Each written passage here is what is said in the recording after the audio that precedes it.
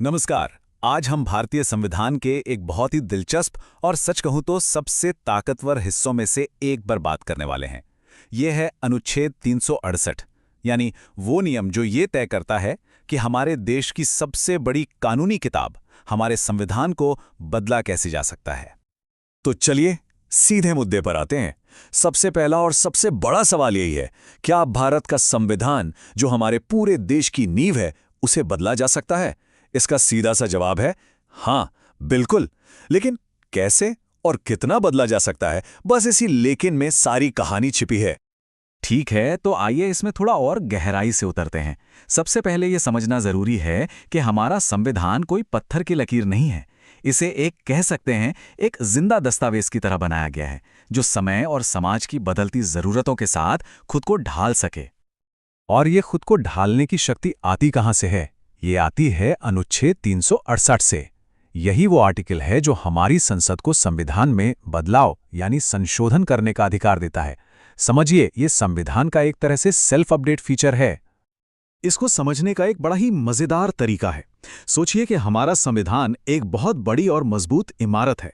अनुच्छेद 368 आपको इजाजत देता है कि आप उस इमारत के अंदर कमरे बदल लें, दीवारों पर नया रंग कर दें, शायद एक नई खिड़की भी लगा लें, पर आप उस इमारत की बुनियाद, उसकी नींव को नहीं हिला सकते जिस पर वो पूरी इमारत टिकी हुई है। तो ये बदलाव होता कैसे है? क्या ये उतना ही आसान है जितना कोई आम कानून बनाना? ना, बिल्कुल नहीं। इसकी एक बहुत खास और काफी सख्त प्रक्रिया है। तो ये प्रक्रिया काम कैसे करती है, चलिए समझते हैं। मोटे तौर पर इसके 4 मुख्य पड़ाव हैं। सबसे पहले संशोधन के लिए एक बिल संसद के किसी भी सदन में लाया जाता है। फिर उसे एक विशेष बहुमत से पास करवाना पड़ता है, जिस पर हम अभी आएंगे। कुछ खास मामलों में तो आधे से ज्यादा राज्यों की विधानसभाओं से भी हाँ करवानी पड़ती है। और सबसे आखिर में जब राष्ट्रपति की सहमति मिल जाती है, तब जाकर वो बदलाव संविधान का हिस्सा बनता है। अब यहाँ एक शब्द बहुत जरूरी है, विशेष बहुमत। ये साधारण बहुमत से बहुत अलग है और कहीं ज्यादा मुश्किल भी। साधारण बहुमत मतलब जितने लोग मौजूद हैं और वोट कर रहे हैं, उनमें से 50% से ज्यादा। लेकिन विशेष बहुमत के लिए 2 शर्तें एक साथ पूरी करनी होते हैं। एक तो सदन के कुल सदस्यों का बहुमत, और दूसरा जितने लोग मौजूद हैं और वोट दे रहे हैं उनका 2/3 बहुमत। ये सख्ती इसीलिए है ताकि कोई भी सरकार आसानी से संविधान के साथ छेड़छाड़ ना कर सके।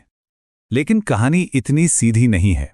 असल में संसद की संविधान बदलने की शक्ति और संविधान के रखवाले यानी सुप्रीम कोर्ट के बीच शक्तियों को लेकर एक लंबा टकराव चला है। ये एक तरह की रस्साकशी थी कि आखिर बदलाव की आखिरी सीमा क्या है। जरा इस टाइमलाइन पर नजर डालिए। ये पूरी कहानी कहती है 1967 में गोलकनाथ मामले में सुप्रीम कोर्ट ने कहा, नहीं, आप मौलिक अधिकारों को हाथ नहीं लगा सकते। इसके जवाब में संसद 1971 में 24वां संशोधन ले आई अपनी शक्ति वापस पाने के लिए। और फिर आया 1973 का वो ऐतिहासिक केशवानंद भारती मामला, जहां सुप्रीम कोर्ट ने एक ऐसा जबरदस्त सिद्धांत दिया जिसने इस पूरी बहस का रुख ही हमेशा के लिए मोड़ दिया।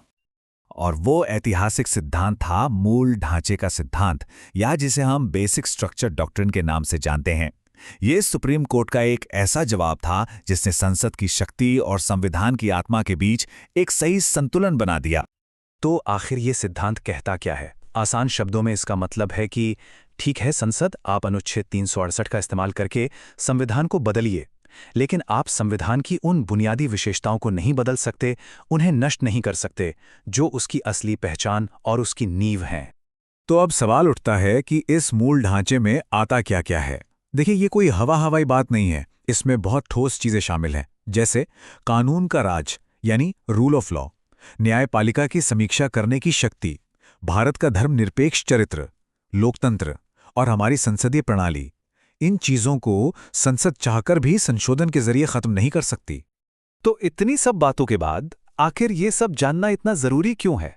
अनुच्छेद 368 और ये मूल ढांचे का सिद्धांत हम सबके लिए क्या मायने रखता है? चलिए अब इसे समझते हैं। ये नंबर देखिए स्क्रीन पर, 106।